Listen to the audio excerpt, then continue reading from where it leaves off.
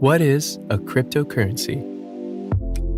A cryptocurrency is the digital representation of something valuable, such as money, that only exists online.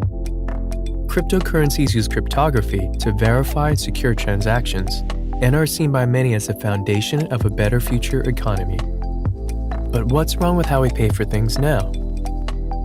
In a few words, it is too centralized. Every purchase that we make needs to be approved by a third party, for which they all charge a fee, adding up to a considerable amount of money over time. Transactions can also be extremely slow. It can sometimes take days for a bank to guarantee that a payment has been received.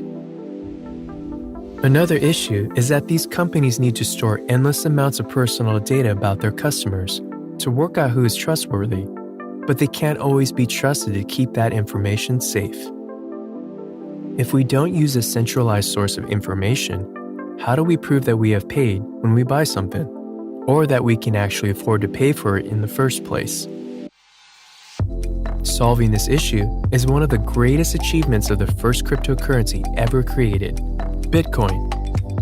Bitcoin uses a peer-to-peer payment network, where the responsibility to maintain a trusted ledger of transactions is shared between everyone, rather than one central body.